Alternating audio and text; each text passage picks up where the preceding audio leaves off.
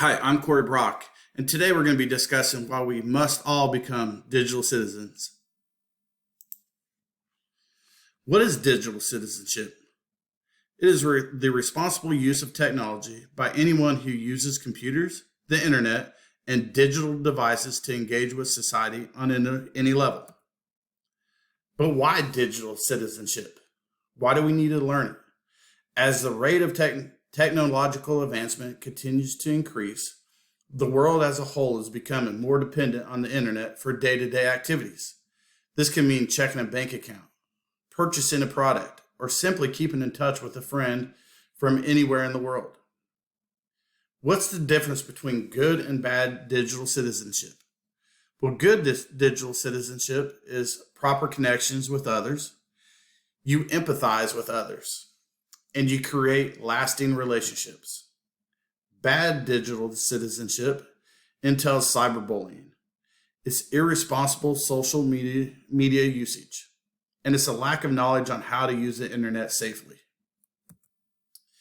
As we go through the next few slides, we're going to see some recurring themes, and that these themes are media balance and well-being, privacy and security, digital footprint and identity, relationships and communication, cyberbullying, digital drama and hate speech, and news and media literacy. How to teach technology in school. You can break it down into three categories. First, respect. You need to teach them online etiquette. You need to teach them how technology can affect others. Being mean or cyberbullying. You need to teach them that not everyone has access to technology or the new iPhone and how that could create some judgment from others. You need to teach them about laws, the copyright laws, copy and paste. They cannot steal, harass, bully, or cause trouble online. You need to educate them on digital literacy. And that is, information is everywhere. Make sure it is valid, that it's not clickbait or fake news. You need to teach them how to communicate online. Students need to think about the message first, then the method, and decide if the manner and audience is appropriate. There's a lot of times that you could send an email that seems harsh, but really wasn't meant to be harsh. You need to teach them about commerce. Online purchasing is easy. Be careful about sharing personal info and your credit card information online. You need to teach them about protection, the rights and responsibilities. You need to build a trust with your students so in case they are being bullied or people are being mean to them online, they can come to you. You need to teach them that they need to know who their friends are online. Don't friend some random person. You need to teach them about security. Have software and applications that protect them from online intruders. Do not share your passwords. You need to teach them about health and wellness. There needs to be a balance between the online world and the real world. How do you cultivate a culture of positive online use? Here's the acronym READY.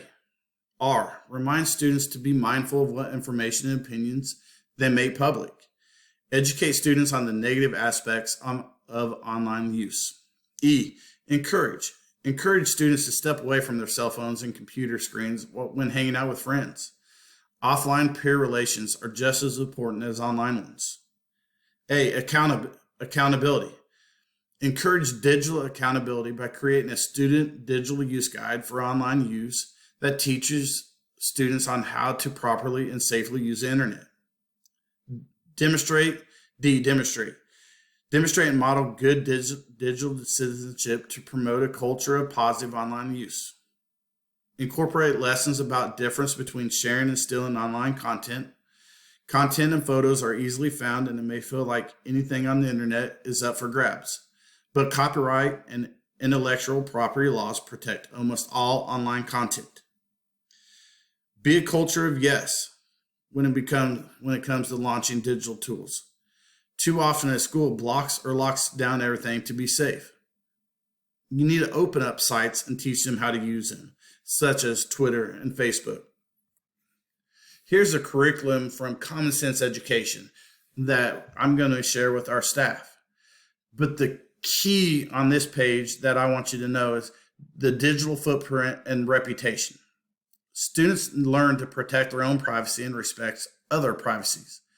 Our digital world is permanent, and with each post, students are building a digital footprint. By encouraging students to self-reflect before they self-reveal, they will consider how what they are sharing online can impact themselves, and they can impact others. But I thought this was a great guide to share with the staff. iSafe. What is iSafe? This is a service that will help you manage your identity thefts, cybersecurity, and just maybe give you some tips on e-safety programs. Laws concerning digital citizenships. SIPA, Child Internet Protection Act. School districts are required by SIPA to have a technology measures and policies in place that protect students from harmful materials, including those that are obscene and pornographic. This means that the student internet access is filtered. COPPA, Children's Online Privacy Protection Act. This applies to commercial companies and limits their abilities to collect personal information from children under 13. FERPA, Family Education Rights and Privacy Act. This means the school will not publish confidential education records, grades, student ID numbers, etc. for public viewing on the internet. The school may publish student work and photos for public viewing, but will not publish students' last names or other personally identifiable information. In 2008, Congress passed the Protecting Children in the 21st Century Act.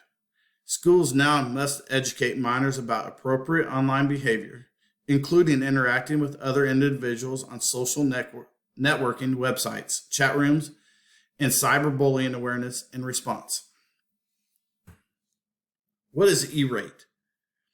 E-Rate, the Schools and Libraries Program of the Universal Service Fund, more commonly known as E-Rate, is a federal program through which schools and libraries can apply for funds to purchase hardware, internet access, and telecommunications to connect their students to learning opportunities. The E-Rate program is funded through the FCC. Who qualifies for E-Rates? All K-12 public schools, all nonprofit K-12 private schools and parochial schools, all public libraries, and all public elementary and secondary school libraries whose funding is separate from the school. What services are eligible for discounts from E-Rate? Category 1, data transmission services and internet access, basically broadband connectivity and access points. Category 2, internal connections, managed internal broadband services, and basic maintenance of internal connections. This basically is for the broadband connectivity used for educational purposes in schools and libraries. In category 3, and this basically is any service for installation, activation, or just the setup charge. And school districts that receive E-Rate funding must meet 2 important stipulations. They must have filtered internet. Schools must filter internet content to protect students from harmful material online. And this SIPA compliance. Students must learn about internet safety during the school year. And I put this guide here, a link to a guide. For more information, visit Digital Citizens for SIPA and E-Rate Guide. Here is Renwick USD 267 Acceptable Use Policy. The use of internet is a privilege, not a right. And inappropriate use will result in the cancellation of those privileges and disciplinary action by school officials. Any use of the internet for illegal, inappropriate, or obscene purposes or in support of such activities is prohibited.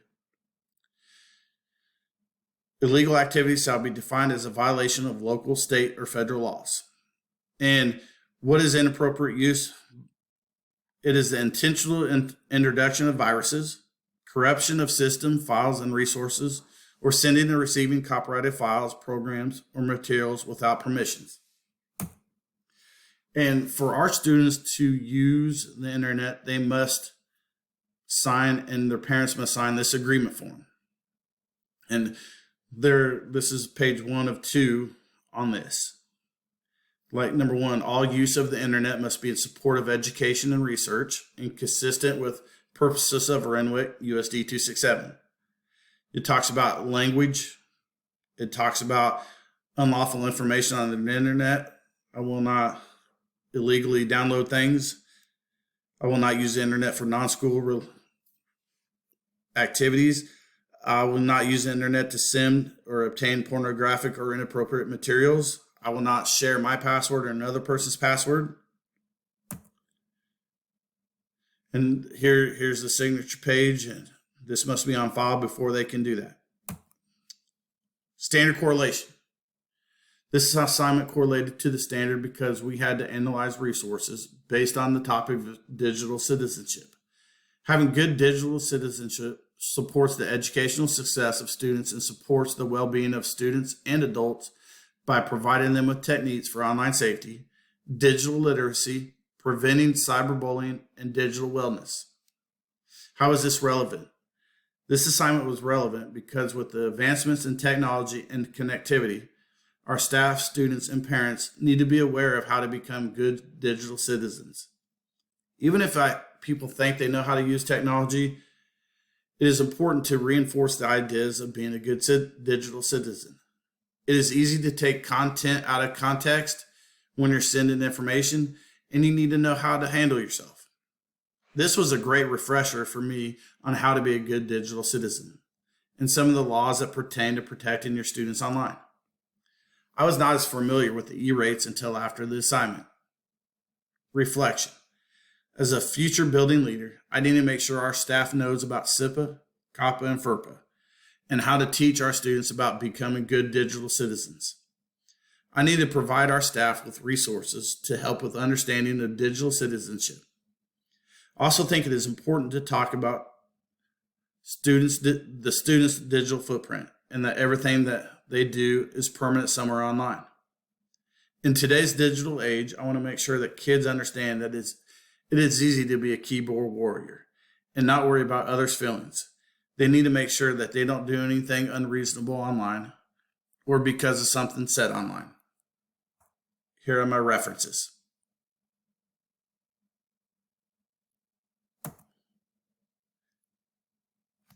Thank you.